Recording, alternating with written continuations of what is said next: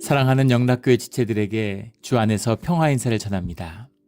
오늘은 2024년 6월 28일 금요일입니다. 오늘의 묵상 본문은 이사야서 11장 10절로 16절까지의 말씀입니다. 오늘 본문 말씀 10절부터의 말씀은 이렇게 시작합니다. 그날에 이사의 뿌리에서 한 싹이 나서 만민의 기치로 설 것이요 열방이 그에게로 돌아오리니 그가 거한 곳이 영화로우리라. 그날에 라고 하는 그날은 주님의 심판의 날이고 또 주님의 공의가 바로 세우는 날이고 주님의 역사의 섭리가 이루어지는 날이죠. 그날에 이새의 뿌리에서 우리 어제 말씀에도 나누었지만 이새의 줄기에서 한 싹이 나며 오늘은 이새의 뿌리에서 한 싹이 나며 이렇게 하고 있어요. 다윗의 왕국, 솔로몬의 왕국이 아니라 이새의 뿌리, 베들레헴에서 예루살렘이 아니라 베들레헴에서 주님의 역사를 다시 시작하겠다라는 말씀이시죠. 베들레헴이라고 하는 작은 도시, 빵의 도시, 그런 베들레헴에서 주님의 일이 새롭게 시작되는 거죠. 다윗의 역사가 농부였던 이새의 줄기에서 시작된 것처럼 그 이새의 자리, 보잘것없고 소탈한 자리, 그 자리에서 주님의 일이 시작되는 거죠. 근데 그 일이 시작되는데 그것이 만민의 기치가 될 것이다. 기치라고 하는 말이 12절에도 나오고 오늘 10절에도 나오고 열방을 향하여 기치를 세우시고 이렇게 12절에도 나오는데 나사스라는 말이죠. 뭐 시그널, 사인 이런 뜻도 되고 또 스탠다드, 기준이 된다 이런 말도 됩니다. 그러니까 주님의 아주 소탈하고 소박한 것이에요. 하지만 주님의 역사의 시작이고 주님의 역사의 시작이라는 말이 뭐겠습니까? 생명이라는 얘기죠. 생명 역사의 시작이다 이런 겁니다. 생명이 피어나는 거예요.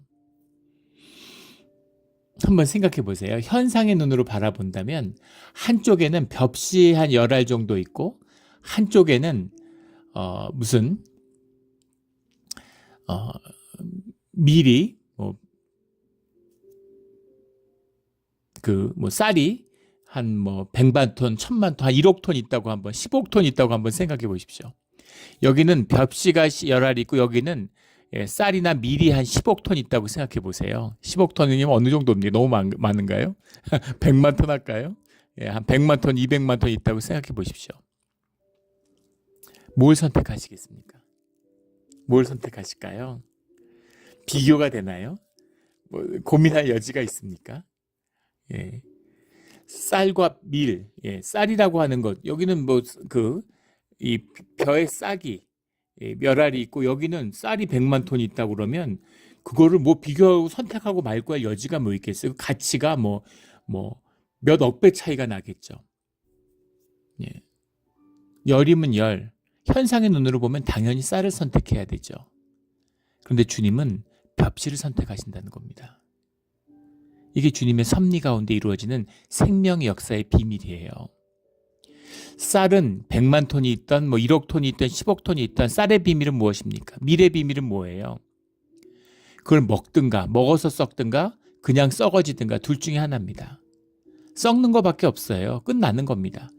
너무 화려하고 너무 풍성하고 너무 배부르고 너무 좋아 보이지만 다 썩어 없어지는 거라는 거죠. 그런데 벽시는 생명이에요. 그걸 땅에 뿌리면 거기서 싹이 트는 거죠. 거기서 자라나서 30배, 60배, 100배의 열매로 퍼져가는 겁니다. 끊임없는 영원한 생명의 유업, 생명의 수확을 거두어 가요. 생명이니까. 그런데 쌀이라고 하는 것, 밀이라고 하는 건 먹고 자기가 아무리 먹던 쌓아두던 어차피 다 썩어지는 거라는 겁니다. 이것이 생명의 비밀이죠. 이것이 이새 뿌리에서 나오는 한 싹이고 이것이 만민의 기치의 비밀입니다.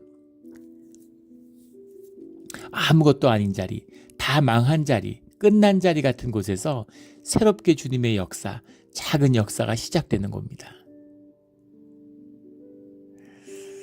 로마 시대 하수관 밑에서 노예들, 여성들이 주축이 된 사람들이 모여서 떡을 떼고 주님을 찬양하고 그게 거기서 무슨 소망이 있겠어요? 거기서 뭐가 나와서 뭘 할 수 있겠습니까? 거기서 역사가 새로 시작되는 거죠. 로마를 무너뜨리고 역사에 가는 길을 완전히 바꿨습니다. 기독교가 세계의 주인이 되고 나니까 종교화되니까 타락하니까 온갖 이방 종교를 끌어들이고 점점 종교성을 강화시키고 사람들 수탈하고 선교한다 그러면서 중남미, 북미 이런 데 전부 다 막 사람들 노예 만들고 그게 또다시 타락하는 종교의 역사죠. 그러다 망하는 겁니다. 다 망하고 아무도 하나님을 찾지 않을 때 그때 하나님의 싹이 이새의 뿌리에서 새롭게 시작되는 거죠. 그 말씀을 하시는 거예요. 만민의 기치가 된다는 겁니다. 이새의 뿌리, 그 베들레헴의 작은 솟아나는 작은 한 싹이 만민의 기치로 서는 것이죠. 그것이 영화롭다 하는 겁니다. 현상의 눈으로 보는 자들에게는 한없이 비참하고 한없이 무의미해 보이지만 그것이 영화롭고 가치 있고 새로운 출발이 되는 거죠. 이게 십자가잖아요. 십자가입니다. 저주의 자리고 죽음의 자리고 누구나 다 도망가는 자리죠. 근데 그 자리에 주님이 임하심으로 주님이 그 죽음을 몸으로 품어버리셨어요. 그걸 생명으로 품어버리시니까 그 안에서 생명의 씨앗이, 생명의 싹이 움터나서 시작되는 겁니다. 그래서 십자가가 영화롭고 십자가가 구원의 상징이 되고 거기서 새로운 기치가 만민을 구원하는 역사가 시작되는 거죠. 이게 생명의 비밀이다 이런 얘기죠. 근데 그런 자리에 우리를 초청해 주시는 겁니다. 우리를 지체 삼아 주시고 새로운 출발, 새로운 싹 남은 자들이 되라고 우리를 불러주시는 거예요. 근데 우리가 그걸 외면하고 그 자리에 가지 않죠. 평생 교회를 다녀도 십자가를 마주하지 않습니다. 왜냐하면 수치스럽고 두렵고 무섭기 때문인 거죠. 망하는 길이니까 그런 겁니다. 근데 망하는 길, 죽는 길이 망하고 죽고 끝나면 안 되겠죠. 망하고 죽는 길에서 주님을 진실하게 만나는 겁니다. 그래서 부활의 길, 생명의 길, 새로운 한 싹이 이새 뿌리에서 나와서 기치로 서는 그것과 하나가 되는 것이죠. 이런 생명 역사에 동참하는 살아있는, 진실한, 자원하는, 가치 있는 그런 우리의 삶의 길이 되기를 주의 이름으로 축원합니다. 11절에 그날에 주께서 다시 그의 손을 펴사 그의 남은 백성을 아수르와 애굽과 바드로스와 구스와 엘람과 시날과 하맛과 바다 섬들에서 돌아오게 하실 것이라. 아직 예루살렘이 안 망했습니다. 그런데 이것이 망하고 흩어진 뒤에 완전히 망할 때까지 주님이 손을 펴셔 손을 편다는 건 주님의 권능과 능력이 임했다는 얘기죠. 주님이 하신다는 얘기입니다. 그것에서 다시 손을 펴셔서 그들을 다시 돌아오게 하는 역사를 이루실 것이다. 흩으시는 것도 주님이고 돌아오게 하시는 것도 주님이에요. 아수르와 애굽과 바드로스와 애굽이라고 하는 건 이제 지금으로 치면은 상나일이라고 부르는 그런 나일의 북부 수단 쪽으로 올라가는 이제 그쪽, 예전엔 그쪽이 제국의 중심이었죠. 바드로스라는 건 지금의 이제 그 나일 삼각지대, 알렉산드로스가 있었던 그 하류 지역을 지칭하는 말이 바드로스였다 이렇게 얘기합니다. 구스는 일반적으로 이제 에티오피아였다 뭐 이렇게 얘기를 하고, 엘람과 시날과 하맛, 엘람이라는 건 지금의 이란 같은 산악 지역을 이야기하는 거죠. 유프라테스강, 티그리스강의 동편을 의미하는 거고, 시날평야, 시날이라고 하는 건 유프라스와 티그리스가 만나는 그 남부 지역, 문명의 고향이죠. 그 지역을 이제 우리가 시날평야다 이렇게 얘기하고, 하맛이라고 하는 건 그 메소포타미아에서의 동편, 시날이 중앙이면 엘람은 동편이고 하맛은 좌편, 서편이 되는 거죠. 그래서 엘람과 시날과 하맛에서 동쪽에서 서쪽으로 쭉 전부 다 바다 섬들에서 전부 다 흩어졌던 사람들을 주님이 돌아오게 하겠다. 이건 뭐 지리적으로 예루살렘 땅으로 모으겠다 이런 말이 아니라 주님의 뜻 가운데 주님의 품으로 부르시겠다. 이제 그런 말이죠. 13절에 에브라임의 질투는 없어지고 유다를 괴롭게 하던 자들은 끊어지며 에브라임은 유다를 질투하지 아니하며 유다는 에브라임을 괴롭게 하지 아니할 것이요. 형제의 화합, 주님의 지체의 하나됨을 이루겠다는 말씀이죠. 근데 이것이 무슨 연합하고 이게 뭐 하나 된다 그러면 무슨 잘 지내고 무슨 세력의 동맹을 맺고 이런 이야기가 아닙니다. 존재에 관한 이야기죠. 에브라임과 유다라는 것이 너희가 형제다. 그 의미잖아요. 너희가 원래 하나였다. 이런 의미죠. 이것이 하나 된다는 의미가 깊은데 성경 안에서 너희가 질투하지 않고 괴롭게 하지 않고 하나 된다라는 의미는 우리의 존재로서의 존중을 받는다는 얘기죠. 원리스를 이룬다는 얘기가 아니에요. 개성을 무시하고 하나다라는 얘기가 아닙니다. 그걸 무시할 거면 왜 다양하게 만드셨겠어요? 그것이 존중받는다는 의미죠. 내 존재가 내 존재로서 존중받는 거죠. 그 하나 되는 비밀을 주님이 말씀하셨죠. 너가 섬김받기를 원하는 대로 섬겨라 이렇게 말씀하시는 거죠. 네가 대접받기를 원하는 대로 대접해라. 존재의 얘기잖아요. 나의 깊은 존재, 있는 그대로의 나의 나됨으로써 존중받기를 원하죠.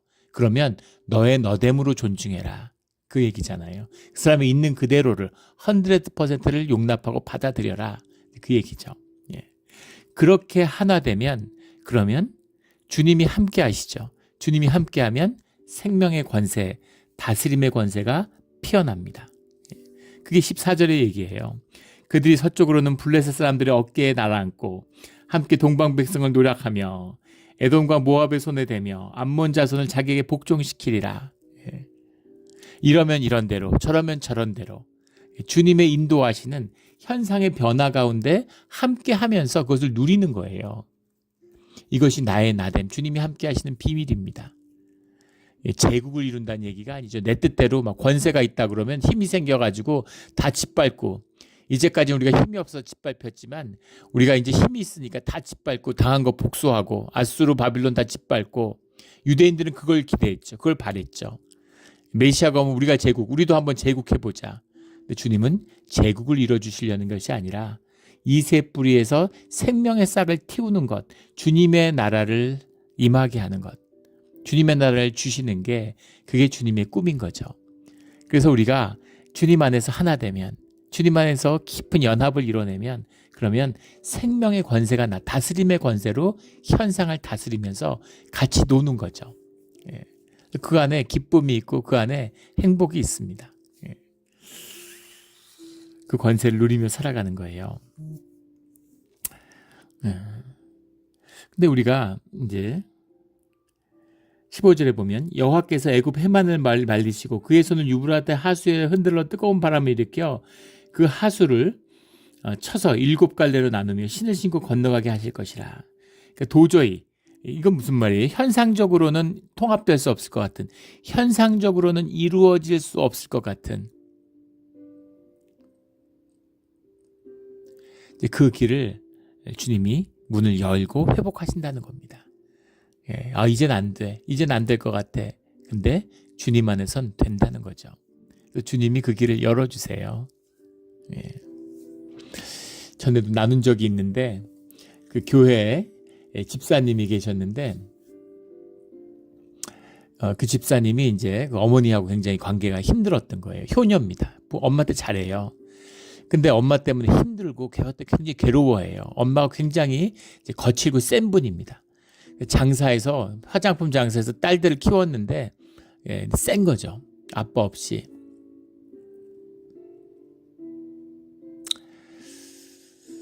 근데 이분이 이제 교회에서 하는 어머니 학교 뭐 이런 걸 이제 들으셨어요. 아버지 학교 이런 것처럼 어머니 학교를 하는데 이제 거기에 뭐 어머니한테 편지 쓰기 숙제를 쭉 내주는데 집에 가서 엄마하고 하루 자기 하는 게 숙제였다는 거예요.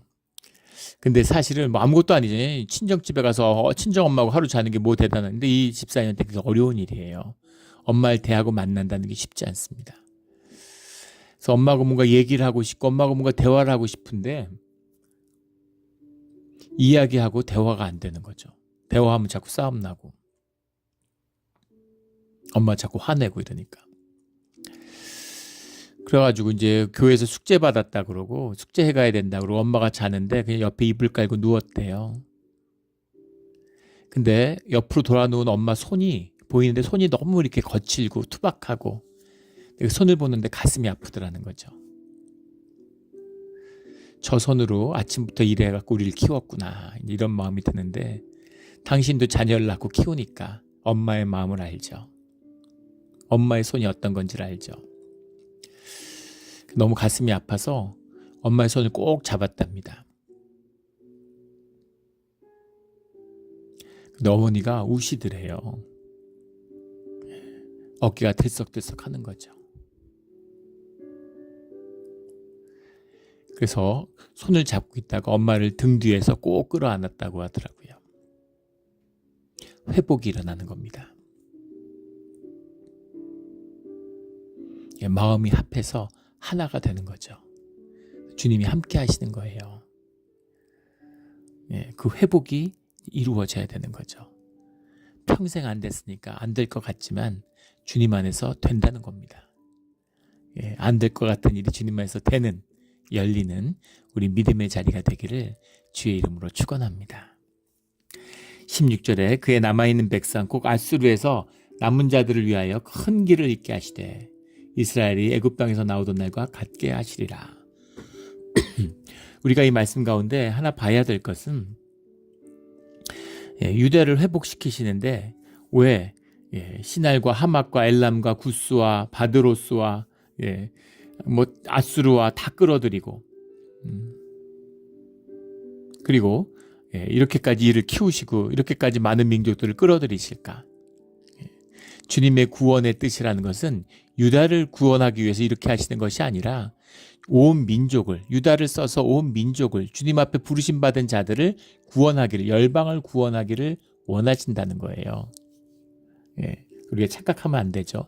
유대인들은 이걸 착각하고 이걸 절대화하는 겁니다. 이 우상숭배죠.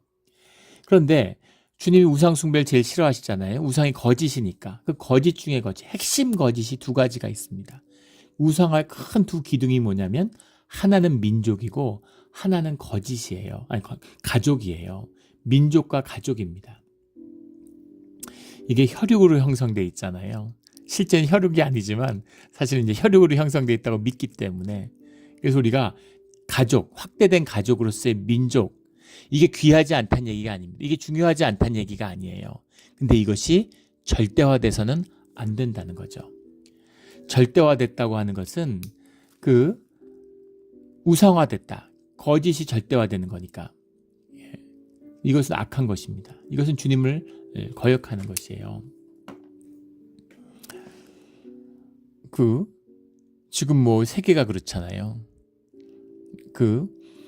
우크라이나하고 러시아가 전쟁을 3년째 하고 있습니다.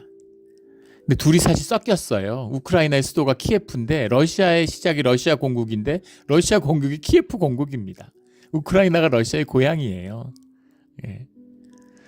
그런데 서로 싸우니라고. 웃기는 건 뭐냐면 러시아는 슬라브 민족이 탄압받고 있다. 서구에 의해서, 나치에 의해서 탄압받고 있기 때문에 슬라브족을 해방시켜야 된다, 이렇게 얘기를 하죠. 근데 우크라이나는 러시아에서 핍박받는 우크라이나가 우리가 독립해야 된다, 그 영향력에서 벗어나야 된다, 이렇게 얘기를 하고 있어요. 전쟁을 통해서 우크라이나가 되는 거죠. 서로 희박했는데 이제는 뭐 돌이킬 수 없는 민족으로 갈라쓰는 겁니다. 민족으로 갈랐으면 화합하기 어려워요. 유고슬라비아 같은 나라 보십시오. 수십 년을 한 나라로, 50년 이상을 한 나라로 살았어요. 그런데 내전이 나서 갈라져 가지고 종교로 갈라지고 뭐 민족으로 갈라지고, 근데 거기는 다 민족이었습니다. 근데 거기도 이제 종교로 갈라져서 뭐 가톨릭, 무슨 이슬람, 그리고 그 정교, 올소독스, 이런 정교, 러시아 정교, 이런 식으로 막 갈라져 가지고 사람을 수도 없이 죽이고 10년간 거의 8, 9년 내전을 했죠. 예전에 그 사라예보의 장미라고 하는 책이 있었는데, 그 사라예보의 장미라는 책에 보면 사라예보의 장미가 뭐냐면 사라예보의 그 내전을 벌였으니까, 사라예보가 올림픽까지 한 도시잖아요. 근데 가면 이렇게 그 벽에다가 이렇게 빨간색 이렇게 것이 돼 있습니다. 총탄이 막 내전을 해서 총탄 막 이런 걸 쏘아서 기관포 움푹움푹 파여 있는데, 그거를 이 고무로 된 고무 소재의 빨간 페인트가 고무로 섞은 거를 이렇게 발라서 메꾼 거예요. 그러니까 막 굉장히 그 형이상학적인 추상화 같은 모습들이 이렇게 벽에 그려져 있습니다. 그거를 이제 그 지우기 위해서 바른 게 아니라 기억하기 위해서 발랐다. 그래서 이렇게 빨간색으로 바르니까 멀리서 보면 마치 꽃이 핀 것 같다. 그래서 그걸 이제 사라예보의 장미라 그러는데 비참한 이야기죠. 그 책을 썼던 작가가 이름은 기억이 나지 않는데 그 작가가 그 지역을 방문했는데 호텔이 전부 파괴되고 그래서 민박을 하는데 그 안내소 직원이 그 집을 안내하는데 집이 뭐 자물쇠도 안 잠겨져 있고 관리가 허술한 거죠. 근데 그 주인 아줌마한테 가서 여기 손님이라고 인사를 하는데 주인장 아줌마니까 그 공장 사라예보의 그 광장 앞에 앉아 있는데 넋이 나간 표정으로 앉아 있다가 고개만 끄덕끄덕 하더래요. 그러니까 이제 한국에 가서 관광객인데 뭐 저런 주인이 있나, 손님이 왔으면 뭐 이렇게 짐도 받고 좀 이렇게 반가워해줘야 하는 민박인데, 근데 뭐 전혀 관심도 없고, 그러니까 안내한 사람이 원래 그렇다 그러면서 신경 쓰지 말라고 집에다 안내를 하는데 이제 밤이 되어가지고 그 딸이 왔는데 그 막내 딸이 왔는데 그 딸한테 이야기를 듣고서 그 집의 이야기를 알 수 있었다는 거예요. 그 내전 때 그 사라예보에 그 세르비아 계통, 그러니까 슬라브족 애들이 이제 공격을 해서 닥쳐와서 크로아티아 사람들을 학살했는데 이분들은 이제 크로아티아계였던 거죠. 근데 그 내전 가운데 그 오빠 둘은 전사하고 아빠는 그 슬라브족들이 와가지고 총을 쏴서 죽이고 언니는 끌려가가지고 막 집단 감금된 상태에서 집단 윤간을 계속 당하다가 자살하고 그 큰언니가 끌려가던 그때 엄마는 막 그 끌려가는 병사를 막 깨물고 막 몸으로 저항하다가 총을 쐈는데 그게 뇌를 비껴 맞아가지고 정신질환과 기억 이런 그 문제를 앓고 있다는 거죠. 조현병 증세가 나타 충격도 물론 있었겠죠. 그래서 말도 못하게 되고 언어도 상실하고 그래서 맨날 그 광장에 앉아가지고 기억 상실이 일부가 돼가지고 그래서 이제 남편과 오빠들과 언니를 기다리고 있는 거죠. 그 딸은 화장실 밑에 숨어 있어서 이제 그 화를 면했다는 겁니다. 정말 비참한 얘기죠. 오늘날도 우크라이나에서 또 팔레스타인에서 또 아프리카에서 이루어지고 있는 일입니다.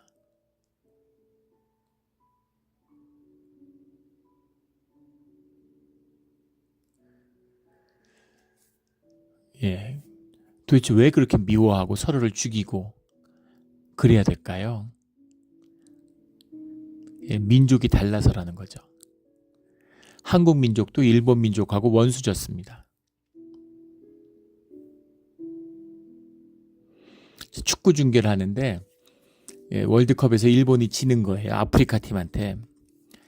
근데 그걸 국영방송에서 KBS에서 방송하는데 해설자하고 캐스터가 막 소리를 지르면서 막 한국이 이긴 것처럼 한일전 하는 것처럼 기뻐하는 겁니다.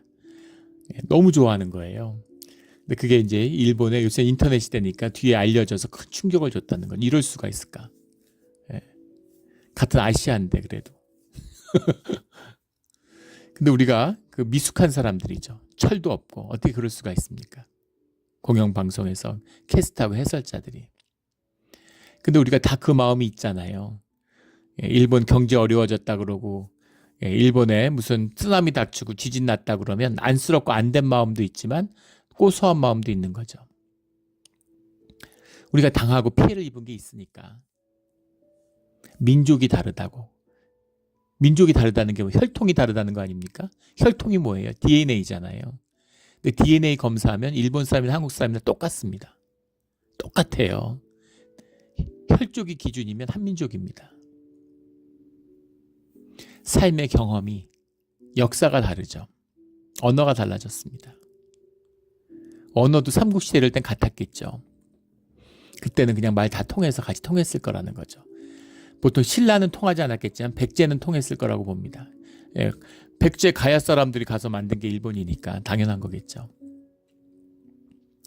그런데 민족 의식이라는 거에 붙들려서 서로를 원수같이 미워하는 거예요. 절대적인, 절대선인 것처럼. 아니라는 겁니다.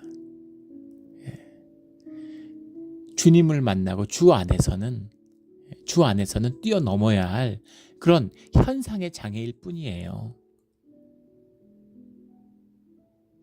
이것이 내 삶을 지켜주잖아요. 가족이 지켜주는 것처럼, 나라가 지켜주는 것처럼, 민족이 지켜주는 것처럼.